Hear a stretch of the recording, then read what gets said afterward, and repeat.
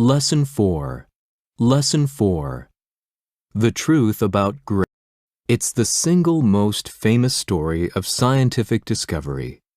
In 1666, Isaac Newton was walking in his garden outside Cambridge, England. He saw an apple fall from a tree. The fruit fell straight to the earth, as if pulled by an invisible force.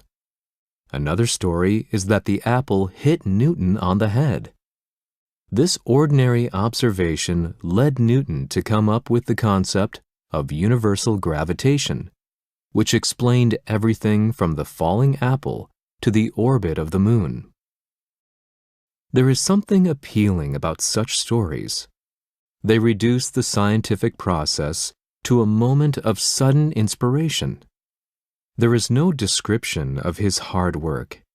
There is just a new idea produced by a genius. Everybody knew that things fall.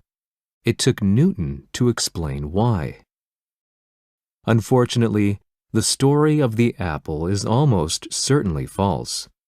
Even if Newton started thinking about gravity in 1666, it took him years of hard work before he understood it.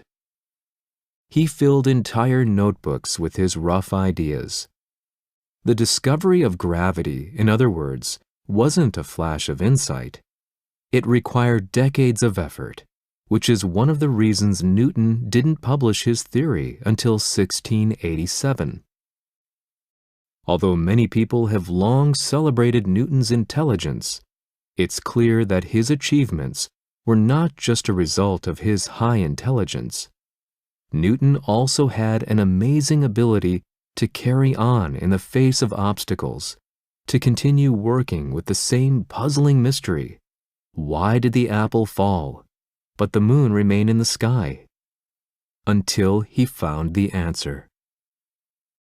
In recent years, psychologists have come up with a term to describe this mental trait: grit. Although the idea itself isn't new, genius is 1% inspiration and 99% perspiration. Thomas Edison famously said, "Researchers are quick to point out that grit isn't simply about the will to work hard. Instead, it's about setting a specific long-term goal and doing whatever it takes until the goal has been reached.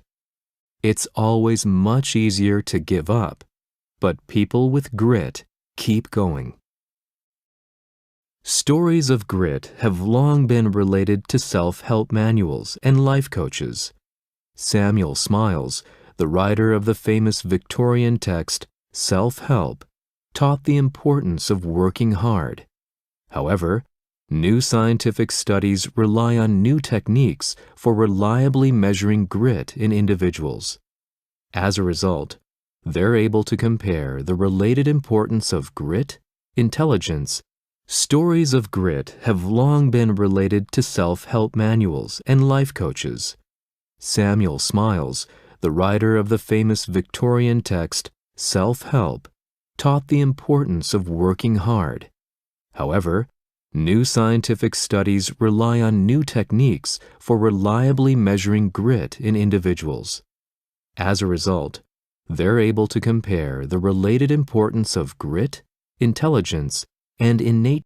I'm sure that there isn't a single highly successful person who hasn't depended on grit, says Angela Duckworth, a psychologist at the University of Pennsylvania who helped pioneer the study of grit.